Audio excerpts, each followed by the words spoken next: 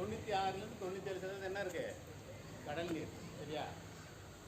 கடல் நீர் மட்டும்தான் 96. பாக்கி இருக்கிற 2% தண்ணீர் தான் நம்ம தொடர்ந்து பயன்படுத்திட்டு வரோம். ஆனால் நாளடைவில் பார்த்தீங்கன்னா இருக்க அந்த நீரோட அளவு குறைஞ்சிட்டே வருது. எப்படி குறைஞ்சிட்டு வருது? எல்லாமே நகரமயமாகும். சரியா? நீரோட பயன்பாடு ரொம்ப அதிகமாக போச்சு. சரியா? ஆழ்துளை கிணறுகள் அதிகமாக போச்சு. பழைய காலத்தில் பார்த்தீங்கன்னா அரசர் காலத்தில் என்ன பண்ணியிருந்தாங்க, அங்கங்கே நிறையா குளங்கள் வெட்டி வச்சுருந்தாங்க. அதில் நீரை சேமித்து அதான் பயன்படுத்தி வந்தாங்க.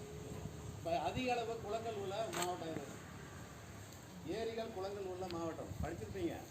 எந்த மாவட்டம்? யாராவது ஒரு ஆள் சொல்லுங்க பார்ப்போம். ஏரி குளங்கள் அதிகம் உள்ள மாவட்டம் எது தமிழ்நாட்டில்? காஞ்சிபுரம் மாவட்டம். சரியா? செங்கல்பட்டு அல்லது காஞ்சிபுரம் சொல்லலாம். பழைய செங்கல்பட்டு இப்போ காஞ்சிபுரம் மாவட்டம் சொல்லலாம். அதிக அளவு ஏரிகள் கொண்ட மாவட்டம். சரியா? இப்போ ஏரிகள்லாம் நாளடைவில் என்ன ஆகிட்டு வருது? நகரமாக எல்லாமே ஏரிகள்லாம் டூராகி எல்லாமே பில்டிங் ஆகி போகுது. சரி, அப்படி போகும்போது இப்போ நீர் நம்ம சேமிச்சாதான், மழை நீரை குளங்கள் ஏரிகள்லேயே சேமிச்சாதான் என்ன ஆகும்? நிலத்தடி நீர் இன்ஃபில்ட்ரேஷன் சொல்லுவாங்க. நிலத்தில் தண்ணி கீழே பூமிக்கடியில் போயிட்டே இருக்கும். சரியா? போக போக என்ன ஆகும்? அந்த நீரை தான் நம்ம என்ன பண்ணுறோம்? மறுபடியும் ஆழ்துளை கிணறு அல்லது கிணறுகள் கூட என்ன பண்ணுறோம்? எடுத்து பயன்படுத்தி. சரியா? அந்த தண்ணியை நம்ம எப்படி இந்த காலத்தில் எப்படி சேமிக்கிறது? நம்மளுக்கு நகரம் அதிகமாகிட்டே போயிட்டு இருக்கு. இருக்கிறத பொறுத்த வரைக்கும் பார்த்தீங்கன்னா இந்த பில்டிங்கில், சரியா, நம்ம ஓட்டு வீடாக இருந்தாலும் சரி, கூரை வீடாக இருந்தாலும் சரி, மாடி வீடாக இருந்தாலும் சரி, அதுலேருந்து கிடைக்கக்கூடிய இந்த தண்ணியில் ஏதோ ஒரு விதத்தில் என்ன பண்ணலாம்? நாம் சேமிக்கலாம். சரியா? இப்போ இதுக்கு கவர்மெண்ட் என்ன பண்ணியிருக்கு அப்படின்னா, இப்போ வீடுகளில் அது மாதிரி நம்ம சேமித்து வைக்கிறோம். சரியா? ஏதாவது ஒரு தொட்டியிலையோ அல்லது நம்ம பயன்படுத்தக்கூடிய வீடுகளில் தொட்டி போட்டிருப்போம். சரியா? பெரிய பெரிய காடுகளில் தொட்டி போட்டிருப்போம். அதை என்ன பண்ணுறாங்க? தண்ணியை ஃபில்டர் பண்ணி பயன்படுத்தி அதை என்ன பண்ணலாம்? குடிநீருக்கு பயன்படுத்துகிறாங்க. இதே இது பார்த்தீங்கன்னா ஏரிகளில் பார்த்தீங்கன்னா அல்லது வயல்வெளிகளில் என்ன பண்ணுறாங்க? இப்போ கவர்மெண்ட்டு ஒரு 2 சென்டில் அல்லது 1 சென்டில் என்ன பண்ணுறாங்க? அவங்களே குளம் வெட்ட சொல்கிறாங்க. சரியா? இந்த குளம் வெட்டி நம்ம மழை காலத்தில் நீரை சேமித்து சொன்னாலும் அதே கோடை காலத்துலையோ அல்லது தண்ணி இல்லாத நேரத்தில் என்ன பண்ணலாம்? அதை பயன்படுத்தலாம். பயன்படுத்தலாம். விலங்குகளுக்கு அல்லது பறவைகள் எல்லாமே என்ன பண்ணலாம்? பயன்படுத்தலாம். சரியா? இப்போ இந்த காலகட்டத்தில் பார்த்தீங்கன்னா நமக்கு இந்த நீர் அதான் நம்ம எதிர்கால சந்ததிகளுக்கு நமக்கு அது உதவியாக இருக்கும்.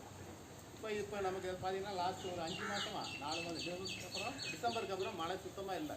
இப்போ போன ஒரு 15 நாளைக்கு முன்னாடி தான் 2 மழை பெஞ்சிச்சு. அது மாதிரி பார்த்தீங்கன்னா தொடர்ந்து வறட்சி தான். சரியா? இப்போ 4 வெப்பம் பார்த்தீங்கன்னா தொடர்ந்து அதிகமாக. இன்றைக்கி பார்த்தீங்கன்னா 109 டிகிரி மிக அதிக அளவு வெப்பம் எந்த மாவட்டத்தில் பதிவாக இருக்குது பார்த்தீங்கன்னா எப்பயுமே வேலூர் மாவட்டம் தான் சொல்லுவாங்க. காஞ்சிபுரம் அல்லது வேலூர் மாவட்டம் தான் சொல்லுவாங்க அதிக அளவு டெம்பரேச்சர் இருக்குன்னு. ஆனால் இந்த தடவை பார்த்தீங்கன்னா ஈரோடு மாவட்டம் இந்தியாவிலேயே 3வது ஹையஸ்ட்டு டெம்பரேச்சர் ரெக்கார்ட் ஆகிருக்கு. சரியா?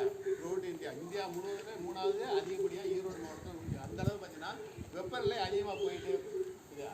அந்தளவு பார்த்தீங்கன்னா நம்ம எப்போ மழை பெய்யுதோ மழை பெய்யக்கூடிய காலகட்டங்களில் குறைந்த அளவு நீராக இருந்தாலும் அதை சேமித்து வச்சோம்னா நாம் அதை பயன்படுத்திக்கலாம். இது நமக்கு மட்டும் கிடையாது, தாவரத்துக்கும் அதே தான். சரியா? இப்போ சாதாரணமாக வறட்சி வரப்போகுது அப்படின்னா ஒரே ஒரு தாவரம் மட்டும் தான் உடனடியாக அதை வறட்சியை காமிக்கும். சரியா? இந்த வருஷம் நமக்கு வறட்சியாக தான் ஆகும் அப்படின்னு. எந்த தாவரம் தெரியுமா? எந்த மரம்னு தெரியுமா? ஒரு மரம் தான் முதல்ல காய ஆரம்பிக்கும். சரியா? எந்த வறட்சினாலும் காயாத ஒரு மரம் அப்போ காய ஆரம்பிக்கும். என்ன மரம் தெரியுமா? தெரியுமா? தெரியும். சரி, நான் தமிழ்நாட்டோட அரசு மரம் என்னது? வாழை மரம். தமிழ்நாட்டோட பனைமரம். சரியா? பனைமரம் ஒரு வறட்சி காஞ்சி தாவரம் அப்படின்னு சொல்லுவாங்க. சரியா? பனைமரம் அது காஞ்சது அப்படின்னா எப்பயுமே அது காயாது. பனைமரம் நீங்கள் நிறைய இடத்துல பார்த்துருக்கீங்க.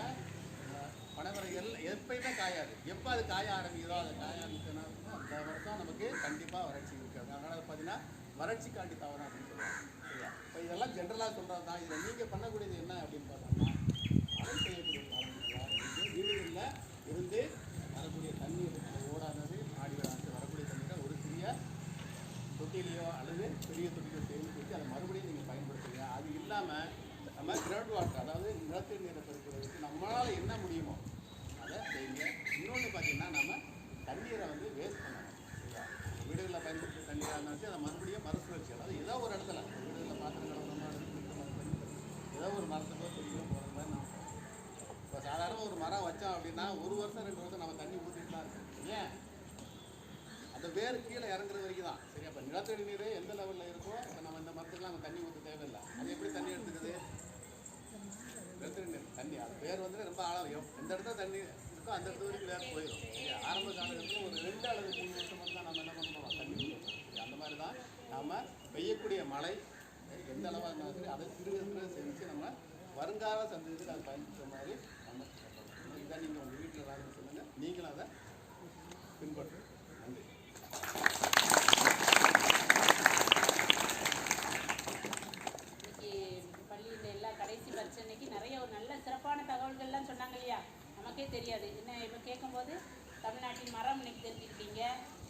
வறட்சியை காட்டக்கூடிய தாவரம் தெரிஞ்சுக்கிட்டீங்க. அப்புறம் எங்கள் குளம் ஏரி அதிகமாக இருக்குதுன்னு கேள்விப்பட்டோம்.